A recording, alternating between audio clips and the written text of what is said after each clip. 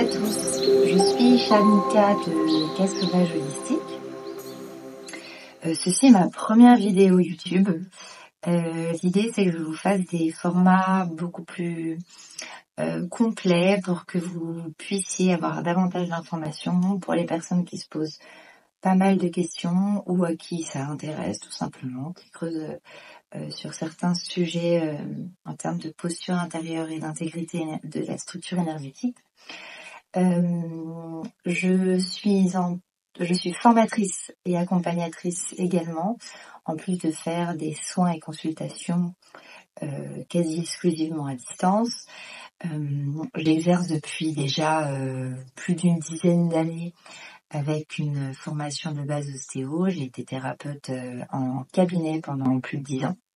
Et après, j'ai vendu ma patientèle et j'ai réajusté en fonction des demandes dites collectives, mais aussi individuelles, dans le parcours de chacun qui était en résonance directement avec moi-même et ma propre évolution. Donc ça, c'est quelque chose qui m'avait été déjà demandé de faire des formations et de faire de l'accompagnement il y a déjà 10 ans en arrière, mais j'avais besoin que le processus sur d'autres plans se fasse pour que ça soit plus aligné dans ce que j'avais à vous proposer. Donc, je m'excuse d'avance pour l'aspect peut-être non conventionnel YouTube que je peux faire, mais j'ai à cœur de faire les choses de manière complètement authentique. Que ça ne soit pas un effort pour moi, que ça soit juste une retranscription de ce qui est, de ce qui doit être transmis. Il faut savoir que je ne dirai seulement ce qui m'est invité de transmettre. Même dans cette dimension collective, j'aurai à cœur de faire du sur-mesure par rapport à ce qui résonne vibratoirement juste pour moi et pour les autres. C'est une éthique qui est extrêmement importante pour moi et qui devrait être de manière beaucoup plus collective, mais nous y viendrons. Alors aujourd'hui, je voulais vraiment vous parler de cette structure énergétique que nous possédons tous. Je l'appelle comme ça parce que pour moi, il est primordial aujourd'hui, dans le nouveau paradigme dans lequel nous sommes, d'être pleinement en conscience avec le fait que ça fait partie de notre corporalité. C'est-à-dire que nous incarnons pleinement notre essence au quotidien, mais elle est floutée, parasitée par moments, voire décentrée, générant des troubles ou des déséquilibres, parce que dans notre structure énergétique, dans notre structure subtile, dans notre anatomie subtile, nous sommes pas toujours en conscience, nous n'y mettons pas suffisamment de clarté. C'est le chemin de tout à chacun, mais il est primordial dans le monde qui arrive, dans l'évolution de notre monde terrestre, de pouvoir enfin s'approprier plus en conscience ce que nous sommes véritablement dans notre profonde authenticité. Ça fait des années maintenant que l'on peut voir le développement personnel, spirituel se déployer de toutes parts. L'idée était de se délester de pas mal d'informations, de charges, de mémoire transgénérationnelle, en termes d'épigénétique, de transmuter certaines zones d'ombre qui nous empêchaient d'être pleinement soi. Aujourd'hui, nous sommes dans une nouvelle ère où on embraye sur l'étape de se réapproprier sa structure par le fait que nous avons tendance à chimériser pas mal, à sacraliser, ce qui est bien aussi sur certains aspects, mais c'est aussi important de pouvoir se confronter à la matière parce que nous sommes là pour ça. Il s'agit même pas véritablement d'une confrontation, il s'agit d'une collaboration entre le subtil et la matière pour pouvoir incarner pleinement notre chemin de vie.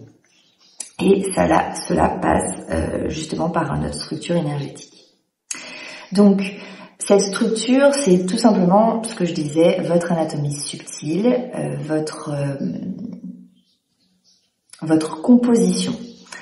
Dès qu'elle se confronte à la réalité humaine, elle devient multidimensionnelle d'un point de vue structurel, comme elle peut l'être en dehors de la dimension terrestre. Donc cette multidimension sous-entend de différents espaces qui sont sur différents plans de conscience, notamment d'un point de vue terrestre, mais aussi sur d'autres sphères supérieures, ou même sur d'autres dimensions dont on ne citera pas le nom parce que ici c'est pas le sujet. L'idée est donc que à partir du moment où vous voulez conscientiser, vous voulez réapproprier, vous y mettez plus de lumière et plus d'accompagnement avec une certaine bienveillance qui offre une qualité de présence qui donne une clarté, mais surtout une prise en main intelligente de votre essence. Je m'explique. À partir du moment où vous êtes en position de ne pas fermer les yeux sur ce que vous êtes, il n'y aura pas de compensation par derrière. Autrement dit, plus vous êtes à l'écoute de ce qui est, de ce qui vous traverse, comme par exemple dans votre corps émotionnel, là où vos émotions s'expriment. Si vous n'avez pas tendance à les écouter, naturellement, il va y avoir des expressions sur d'autres plans, comme on les connaît bien en psychosomatique. Pour ce qui est des zones plus subtiles, qui ne sont pas spécialement sur des corps très accessibles comme le corps émotionnel, vous allez vous rendre compte que, n'étant pas réceptif à ce qui vous traverse, même s'il n'y a pas des émotions qui s'activent particulièrement, vous allez vous confronter à une réaction du corps émotionnel pour le coup, votre corps vital, et vous allez perdre en énergie. Cela va générer un manque de cohérence intérieure et vibratoirement, vous allez baisser en vibration, ce qui va générer des troubles divers. Donc cette structure énergétique, elle est primordiale à conscientiser. De plus en plus, on y est amené intuitivement, de manière aussi concrète, où les gens ont tendance à opter pour des stratégies type sport, yoga ou méditation, sophrologie, exercice de respiration, cohérence cardiaque, etc. Mais pour certains, il y a pas mal de personnes qui sont malheureusement encore ensevelies sous une quantité importante de mémoire, qui leur appartiennent ou non, et qui ont tendance à les désyntoniser d'eux-mêmes, à les décorporaliser et à les inviter à être dans une dimension et une sensation de survie. L'idée n'est pas de juger, il n'y a absolument pas de nuance entre le bien et le mal à cet endroit, c'est quelque chose qui est particulièrement neutre. L'idée est tout simplement de faire chacun avec son rythme et de pouvoir accueillir ce qui se présente à soi dans sa chronicité, dans sa synchronicité propre. Donc, à partir du moment où certaines personnes doivent être amenées à travailler sur un plan ou sur un espace, ils seront invités par les expérimentations en miroir que la vie leur envoie et ils seront invités à descendre en eux pour pouvoir accueillir. Donc chaque dimension, qu'elle soit physique ou plus subtile, a sa dimension propre, mais chaque chose fait partie de votre structure et a besoin de circuler pleinement. Pour cela, l'information doit être écoutée, accueillie, pour qu'elle puisse se transformer et se libérer. C'est à partir de là qu'on aura de plus en plus de discernement entre ce qui ne nous appartient pas et ce qui nous appartient véritablement dans notre essence, c'est-à-dire qu'on sort d'un conditionnement qui nous permet de retrouver une clarté toujours et une intégrité énergétique. À partir de là, c'est un travail au long terme qui est sur notre chemin de vie au quotidien. Et le fait c'est qu'à partir de chaque choix que vous ferez, il y aura des invitations, toujours des opportunités à faire ce qui est vibratoirement juste et cohérent pour votre structure. Chaque pièce est essentielle dans votre puzzle intérieur, vous donnant une histoire, celle qui est la vôtre. Chaque espace qui fait partie de votre architecture d'intérieur demande une qualité de présence, un accompagnement conscient ou semi-conscient avec une intention profonde d'intégrité et de bienveillance envers soi pour pouvoir voir clair et gagner en stabilité dans votre socle, dans votre structure et incarner pleinement votre ancrage de vos corps et votre enracinement sur cette planète. Tous ces éléments demandent un certain travail, une certaine pratique, dite plus de l'ordre de la discipline douce, pour éviter de se faire réaspirer par des mécanismes automatiques, souvent dirigés par le mental, souvent inférieur. Le mental supérieur a besoin d'être souvent rééduqué. L'ego, lui, a tendance à gentiment mettre son grain de sel de manière extrêmement pesante et bruyante, générant des dissonances, parce que ces espaces-là ne sont pas véritablement ce que vous êtes, ils font partie de vos espaces, mais ne sont pas toujours synchronisés à ce qui doit être juste pour vous. Nous y reviendrons de toute manière sur peut-être une autre vidéo.